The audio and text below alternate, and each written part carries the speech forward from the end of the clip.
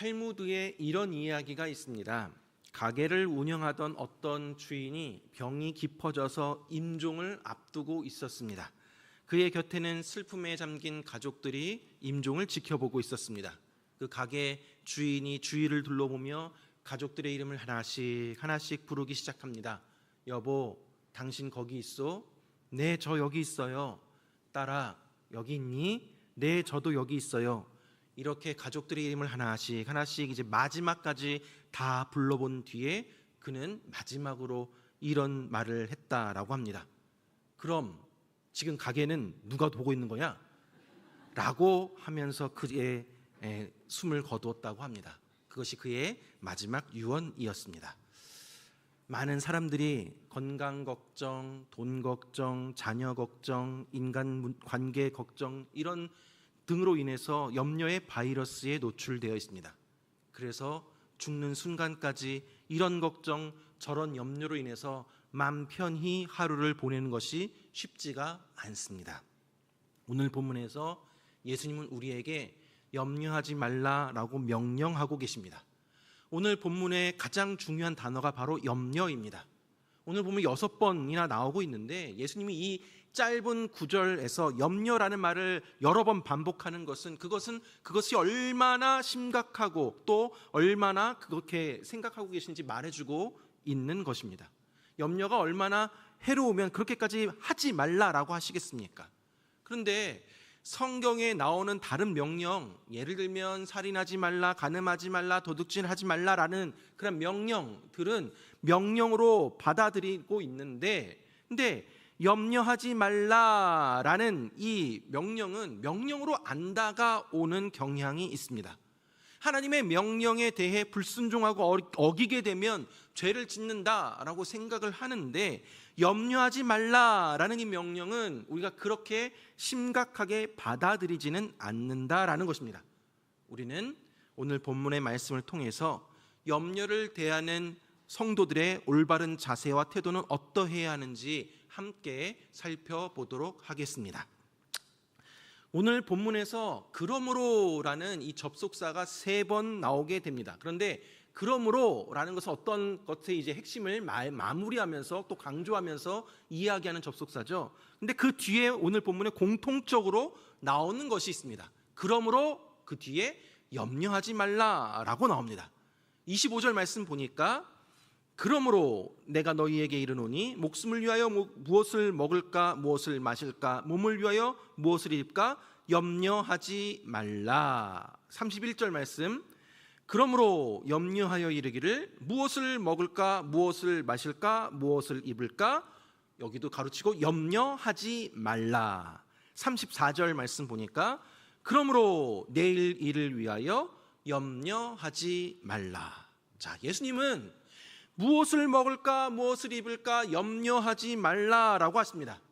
인간에게 있어서 먹고 입고 자는 것은 가장 기본적이고 가장 필수적인 것입니다. 그런데 목숨을 위하여 또한 몸을 위하여 이러한 것들을 염려하지 말라라고 말씀하십니다.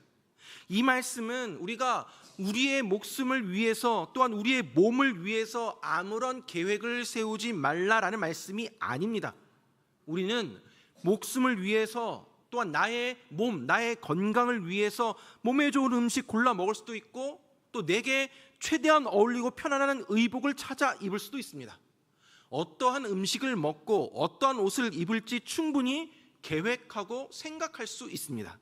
우린 미래에 혹시 모를 위기에 대비해서 보험을 들 수도 있습니다. 이러한 것은 결코 잘못된 일이 아닙니다. 우리의 목숨과 몸을 지키고 보호하는 일에 있어서 가장 필요한 것은 먹을 것, 입을 것입니다. 좀 더 쉽게 말하면 먹고 사는 문제가 우리에게 매우 중요하다라는 것입니다. 하나님도 우리가 먹고 살아가는 문제가 중요하다는 사실을 알고 계시고 우리의 먹을 것과 입을 것이 필요하다는 사실을 알고 계십니다. 하지만 오늘 본문에서 예수님께서 무엇을 먹을까 무엇을 입을까 염려하지 말라라는 것은 더 많은 물질을 얻기 위해서 더 안전한 삶을 살기 위해서 하나님을 덜 생각하고 하나님 중심의 그 시간들을 줄이게 되고 결과적으로는 믿음이 떨어지게 되는 그런 세상의 염려를 하지 말라라는 의미입니다. 세상을 사랑하고 세상에 지배당하고 세상에 구속이 되어 하나님의 자녀로서의 정체성을 잊어버리고 하나님이 주시는 자유와 평안을 박탈당하게 되는 그러한 지경에까지 이르게 되지 말라라는 것입니다. 더욱이 내일 일, 미래의 일까지 염려하지 말라는 것이죠. 내일 져야 할 짐은 내일 지고 오늘은 오늘 하루의 짐만 지고 가라라는 말씀입니다. 예수님께서는 인간들이 하고 있는 이러한 염려가 무가치하고 어리석다라는 것을 지적하십니다. 27절과 34절 말씀 보면 27절 말씀 보니까 너희 중에 누가 염려함으로 그 키를 한 자라도 더할 수 있겠느냐. 34절 그러므로 내일 일을 위하여 염려하지 마라. 내일 일은 내일이 염려할 것이요 한날의 괴로움은 그날로 족하니라. 너희 가운데서 누가 걱정을 해서 자기 수명을 한순간인들 늘릴 수 있겠느냐라고 하시는 것이죠. 염려한다고 변하는 것이 아무것도 없다라는 것입니다. 내일 일, 수명, 우리의 키는 우리가 주관하고 우리가 어떻게 할 수 없는 것들입니다. 우리의 생명과 우리의 내일 누가 주관하고 있습니까? 바로 우리 하나님이십니다. 염려의 본질은 내가 하나님이 아닌데 내가 하나님인 것처럼 내가 내 생명을, 내 키를 좌지우지하려는 것입니다. 그러면서 예수님은 염려하지 말 것에 대해서 두 가지의 예를 들어서 설명해 주십니다. 먼저는 공중의 새입니다. 26절 말씀 보니까 공중의 새를 보라. 심지도 않고 거두지도 않고 창고에 모아들이지도 아니하되 너희 하늘 아버지께서 기르시나니 너희는 이것들보다 귀하지 아니하냐. 여러분, 새 한 마리가 땅에 떨어져 죽은들 그 누가 애통해하며 그 누가 슬퍼하겠습니까? 이름 없는 그런 새도 하나님이 먹이시는데 하물며 하나님의 자녀된 너희들은 어떻겠느냐라는 것이죠. 이 말씀은 본능대로 움직이는 많은 새들도 책임지시고 먹이시는 하나님이 우리의 하늘 아버지이시며 그분이 수많은 새보다 우리를 더 소중히 여기시고 더 사랑하신다라는 말씀입니다. 두 번째는 들의 백합화입니다. 28절 29절 말씀 보니까 또 너희가 어찌 의복을 위하여 염려하느냐. 들의 백합화가 어떻게 자라는가 생각하여 보라. 수고도 아니하고 길쌈도 아니하느니라. 그러나 내가 너희에게 말하노니 솔로몬의 모든 영광으로도 입은 것이 이 꽃 하나만 같지 못하였느니라 라고 되어 있습니다. 아무 수고도 하지 아니한 들의 백합화가 솔로몬의 옷의 영광보다 아름답다라는 것입니다. 여러분, 여기서 길쌈이라는 단어가 나오는데 이 길쌈은 길에서 쌈 싸먹는다라는 그 뜻이 아니라 옷감을 만든다라는 의미입니다. 솔로몬 왕이 입었던 옷이 얼마나 화려하고 얼마나 아름답고 얼마나 정교했겠습니까? 그런데 들의 백합화는 수고도 아니하고 이런 길쌈도 아니하는데 솔로몬 왕이 입은 그 어떤 옷보다 더 화려하고 아름답게 하나님이 입히셨다라는 것입니다. 그러고는 이렇게 결론을 내리십니다. 30절 31절 말씀 보니까 오늘 있다가 내일 아궁에 던져지는 들풀도 하나님이 이렇게 입히시거든 하물며 너희일까 보냐. 믿음이 작은 자들아, 그러므로 염려하여 이르기를 무엇을 먹을까, 무엇을 마실까, 무엇을 입을까 하지 말라. 예수님은 염려와 근심, 걱정에 사로잡힌 사람들에게 믿음이 적은 자들아 라고 하셨습니다. 그러니까 염려는 믿음의 문제라는 것이죠. 믿음이 적은 사람들아, 오늘 있다가 내일 아궁이에 들어갈 들풀도 하나님이 이와 같이 먹이시고 입히시거든 하물며 너희들 먹이고 입히시지 않겠느냐. 그러므로 무엇을 먹을까, 무엇을 마실까, 무엇을 입을까 걱정하지 말라라는 것입니다. 이어서 예수님은 이 염려가 하나님을 믿지 않는 이방인들에게나 어울리는 일이라고 말씀하십니다.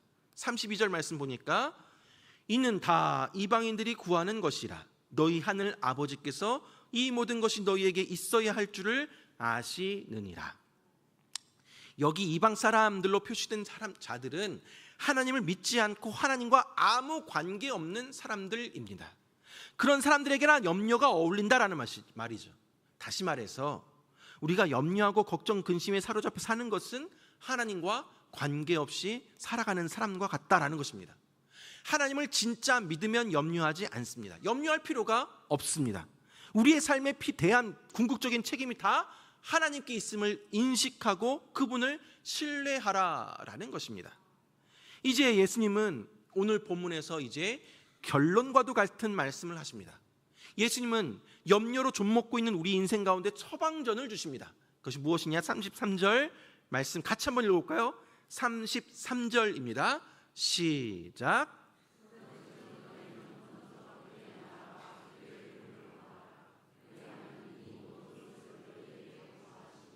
자, 예수님께서 염려에서 벗어날 길을 알려주십니다. 그것이 무엇입니까? 먼저라는 처방전을 주십니다. 이 구절에서 먼저의 강조점이 있습니다. 다른 것 하지 말라라는 것이 아닙니다. 내일을 위해서 미리 준비하지 말라라는 것이 아닙니다. 하나님이 책임져 주시니까 일도 하지 말라라는 뜻이 아닙니다.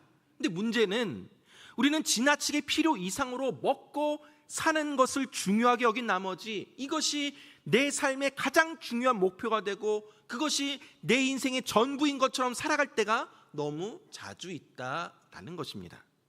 먹고 사는 문제가 내 인생의 가장 중요한 목표가 되고 그것이 전부인 것처럼 살아가다 보면 우리는 나도 모르게 세속주의, 성공주의, 물질 만능주의에 빠져버리게 됩니다. 이렇게 세속주의에 빠져 살다 보면 우리는 우리의 인생에 있어서 천국, 하늘 소망을 잃어버리게 되고 하나님을 우리의 소원과 세속적인 필요로 채워주는 그저 인생의 보조자로만 여기게 되는 것입니다. 사랑하는 여러분, 우리는 많은 것들을 염려하고 걱정하고 있습니다. 올해 농사 잘 될까? 농사 지은 것들 잘 좋은 가격에 팔릴 수 있을까? 우리 아이는 올해 대학을 갈 수 있을까? 대학에 입학하면 이제 취업은 할 수 있을까? 또 결혼은 할 수 있을까? 결혼을 하면 우리 아이가 이제 손주는 낳을 수 있을까? 이런 수많은 걱정과 염려들이 있습니다. 그러나 예수님은 먼저 그의 나라와 그의 의를 구하라고 합니다. 그러면 이 모든 것을 하나님이 해결해 주신다라는 것입니다. 물론 내가 먼저 그의 나라와 그의 의를 구하는 것이 우리 자녀가 대학 가고 취업하고 또 결혼하는 것과 아무런 상관이 없을 수 있습니다. 내가 주의 나라와 주의 의를 구한다고 해서 돈이 생기는 것이 아닙니다. 그럼에도 불구하고 여러 걱정거리가 있는데 먼저 그의 나라와 그의 의를 구하면 염려 속에 있는 것들을 하나님께서 돌봐주시겠다라는 뜻입니다. 이것도 해야 하고 저것도 해야 하고 이 걱정 저 염려들이 많이 있는데 그런 염려가 백해무익하다라는 것을 깨닫고 먼저 그의 나라와 그의 의를 구하라라는 것입니다. 이 생각 저 생각 수많은 생각 속에 둥둥 떠다니는 이 염려들을 우리가 어떻게 해결해야 하겠습니까? 먼저 하나님의 나라와 그의 의를 구하면 이 모든 것을 하나님이 해결해 주심을 믿으시기 바랍니다. 먹고 사는 것이 내 삶의 우선순위가 아니라 내 생명도 내 사업도 내 자식도 그 주인은 하나님이심을 인정하면서 하나님이 책임져 주심을 믿으며 하나님께 맡기는 것입니다.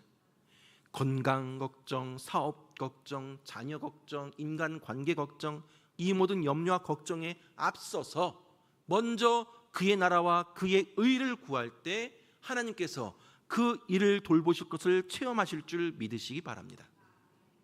하나님께서 먼저 그의 나라와 의를 구할 때 이 모든 염려거리를 해결해 주실 줄 믿습니다. 사랑하는 여러분, 우리에게 생명을 주시고 이 땅에서의 삶을 허락하여 주신 하나님이 어떠한 분이십니까? 요한복음 3장 16절 말씀 우리 한번 같이 읽어볼까요? 시작. 하나님이 세상을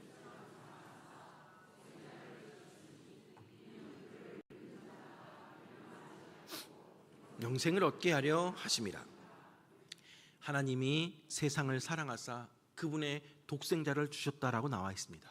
즉 하나님이 우리를 사랑하사 우리를 멸망으로부터 구원하시기 위해서 예수 그리스도를 이 땅 가운데 보내주셨다라는 것입니다. 또한 로마서 8장 32절 함께 같이 한번 읽을까요? 8장 32절 말씀입니다. 시작.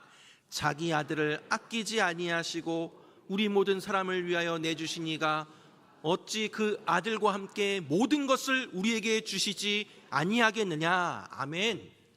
하나님의 아들이신 예수님의 생명까지도 아끼지 아니하고 우리를 위해 십자가에 못 박혀 내어주신 하나님이 우리에게 결코 나쁜 것을 주시지 않는다라는 것입니다.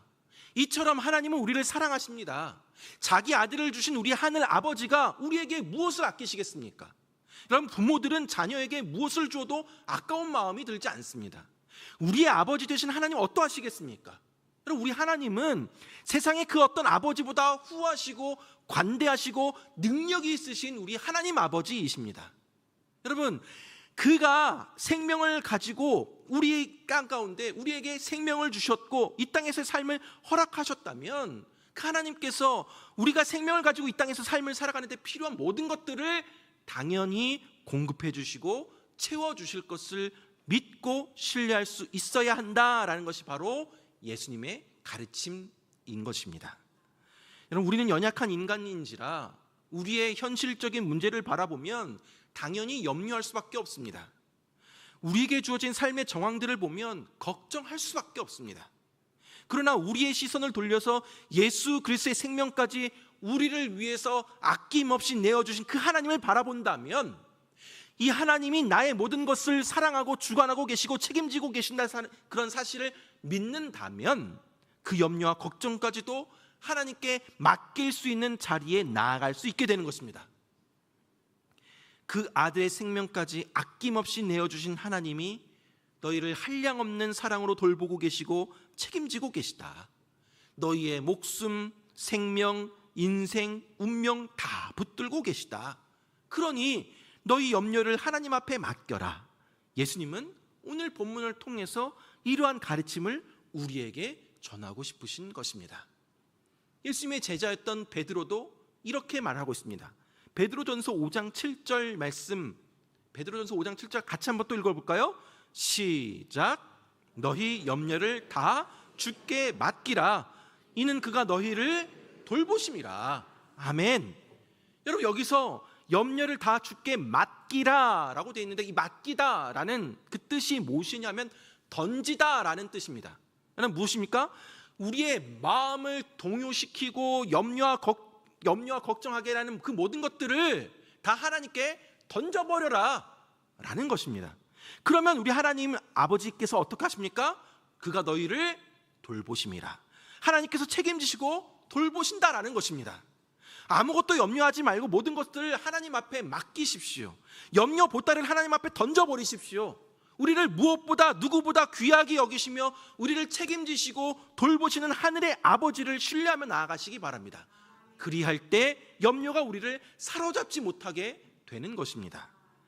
말씀을 맺도록 하겠습니다. 근심이여 안녕이라는 책에 실린 이야기입니다. 어떤 여인이 남편의 사업이 부도가 나는 바람에 살림 다 빼앗기고 길거리에 나앉았습니다. 먹을 것도 없었고 편변히 입을 것도 없어서 완전 거지처럼 되었습니다. 부인을 더 절망하게 만든 것은 가난이 가져온 자녀의 탈선이었습니다. 어느 날 이 아이가 가게에서 연필을 훔친 것이 들통이 나서 학교에서 쫓겨나게 된 것입니다. 이 부인이 아이를 붙들고 울었습니다. 그러고는 이렇게는 더 이상 살 수가 없다, 살아야 할 의미도 없다, 가치도 없다라고 생각하고 이 아이와 함께 동반 자살을 하기로 결심하였습니다. 그래서 아이들을 잠재운 다음에 문을 걸고 가스 밸브를 돌렸습니다.